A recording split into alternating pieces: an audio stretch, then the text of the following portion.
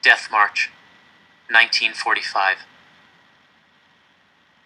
Chapter 27. From Gross Rosen, we were to be moved again, this time to a camp called Dachau. And once more, we would walk. It was late in the winter, almost spring, but the ground was still frozen, and the snow hadn't melted. The wooden clogs I wore were terrible for crossing icy patches and clomping through snowdrifts, but I was still better off than those who had lost their shoes, or never had any to begin with. If you could keep good care of your feet in the camps, especially on the marches, you could survive. The sides of the road were littered with the dead bodies of Jews who had marched this way before us. They were blue and frozen, lumped into the ditches along the side of the road so cars could still pass. The bodies were a constant reminder to us to keep up the pace. As we walked past the frozen corpses, I wondered who else used this road. Somebody else had to, surely. Someone besides the German army. Who were these people who passed the bodies of dead Jews in the ditches every day on their way into town to work? How could they not see what was happening? How could they be all right with this? Along the way, we passed through villages and suburbs. Little houses lined the roads. Houses with painted shutters and wreaths on the doors. Electric lights lit the windows, and inside we could sometimes see a family sitting down to listen to the radio together, or washing dishes in the kitchen. Every now and then, from a doorway hung a Nazi flag, bright red with a black swastika in a white circle. It was warning enough that we should keep our heads down and stay quiet as we passed through. The route from Gross Rosen to Dachau, north of Munich, took us through Czechoslovakia and back into Germany again. Czechoslovakia was still held by Germany. It had been one of the first countries to fall at the start of the war. But the homes we passed now were Czech, not German. Germany had conquered them, but that didn't make them love the Germans anymore. If anything, the Czechs hated their Nazi overlords. There was a change in the SS officers guarding us when we crossed into Czechoslovakia. They still walked like they owned the place, but they were more wary, watching the doorways and crossroads for any sign of trouble. There were no Nazi flags to welcome them here. No Czech revolutionaries jumped out from behind the bushes to free us, but the Czech people fought back in less violent ways. In one little village, there was bread left out on a windowsill. Bread! One of the prisoners saw it and ran for it. Others joined him, and the bread was gone before the Nazis could yell at them to stop. I saw a loaf of bread on the doorstep of another house, but it was gone before I could get it, snatched up by starving prisoners and devoured on the spot. Every Czech village we passed had some little food set out, not nearly enough for us all, and not nearly enough for those lucky enough to get a bite to eat, but it was something.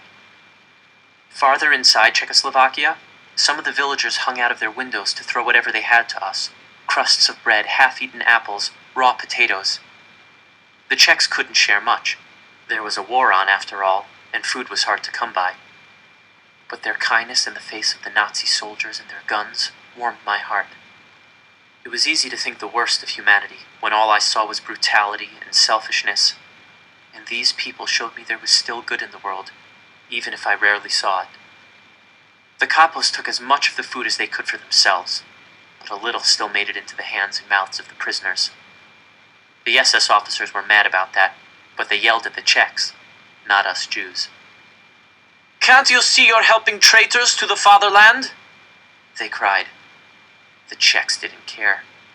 Germany wasn't their fatherland, and how were the Jews traitors anyway? What had we done other than to exist? We marched on for 3 days, and I still hadn't been lucky enough to get any food from the kind-hearted Czechs. I was starving, and I knew I would die of hunger before the cold got me. I was already struggling to keep ahead of the prisoners at the back of the column. Any farther back, and I would end up one of the frozen Jews on the roadside with a bullet in my head. There was a capo in front of me with 4 big loaves of Czech bread slung over his back in a cloth sack. I stared at the bread as I walked, imagining having such a feast. 4 loaves! That bread would go bad before that capo ever ate all 4 loaves. The capos were healthier and better fed than the rest of us. They were still not fed as well as the Nazis.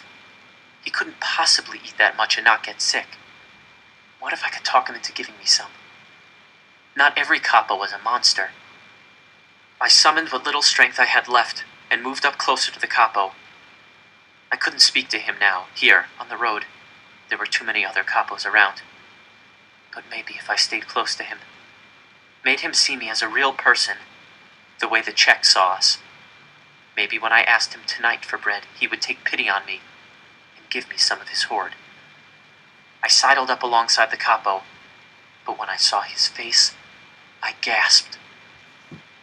It was Moonface. Moonface, the capo who had beaten me whenever he could at Bergen-Belsen. Somehow he'd been transferred to Gross Rosen, and now he was marching south with us to Dachau. Moonface turned and would have seen me, but I quickly backed away. What terrible luck! I wanted to cry again. So much bread, so much more bread than one person needed, and it was Moonface who held it all. Moonface would never give it to me, or to anyone else. He was too cruel. But as I trudged along, I couldn't help staring at that sack of bread. If I didn't get food by the end of the day, I would die. I knew it. My arms shook on their own, and the green spiky leaves and toxic red berries of hollies growing alongside the road started to look appetizing. I'd be eating poisonous fruit and bark by nightfall if I didn't get some of that bread. I marched up beside Moonface again, my hunger making me brave. What could Moonface do to me that hunger and the cold weren't already doing? I walked right alongside him until he looked down and saw me. I smiled at him, trying to make him remember me not as the boy he used to punch in the face, but as one of his best workers at Bergen-Belsen. Moonface frowned at me like he was trying to remember who I was, then ignored me.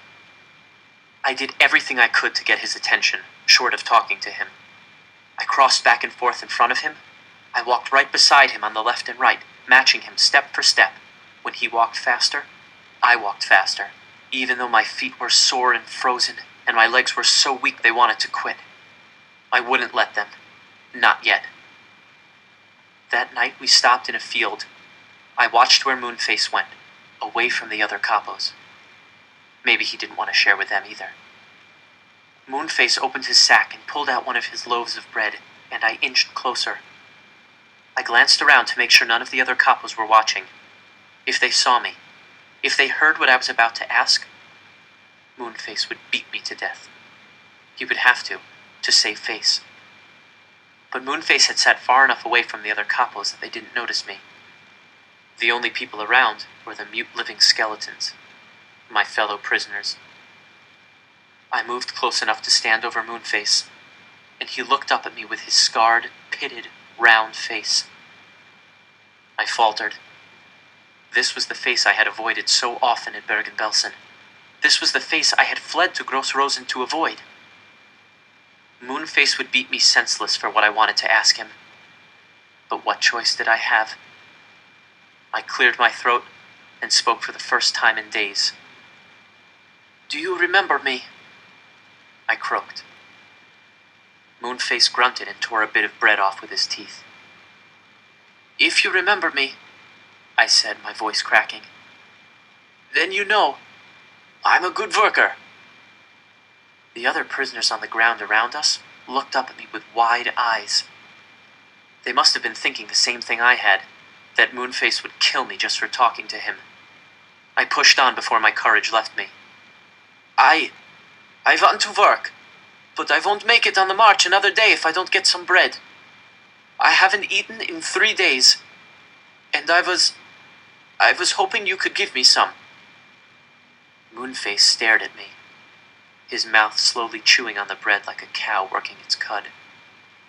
I would like to be able to work," I told him, "but I can't work without food." Moonface laid his bread aside and pulled out a knife. He stood and put it against my throat. I tried not to flinch, but I could feel where the knife nicked my skin. Blood from the cut ran down my neck. The prisoners around me seemed to hold their breath, waiting for me to die. Or maybe it was me holding my breath. I couldn't tell. All I could do was stand there, as tall and strong as possible, and wait for Moonface to decide my fate. Moonface held the knife against my neck, staring into my eyes. I stared right back, showing him how strong I was, showing him I wasn't afraid to die. Neither of us blinked. Another long minute went by. If he was going to kill me, I wished he would just get it over with. I was ready to scream. At last, Moonface pulled the knife away from my neck, and I breathed again. To my amazement, and to the amazement of the other prisoners watching us, Moonface cut a hunk off the loaf with his knife and tossed the bread to me. A murmur of surprise went through the prisoners around us, but Moonface silenced them with a glare. I nodded my thanks to the big, ugly capo, and hurried away before he changed his mind and killed me. My heart was racing as I found a place to lie down and eat. With shaking fingers, I tore off a small piece and lifted it to my cracked lips. No bread had ever tasted so good in my life. I wanted to eat it all right then and there, but there was no telling how much farther we would have to walk. I had to save as much as I could. Moonface had found it in his heart to be generous once, for whatever reason. But just this once.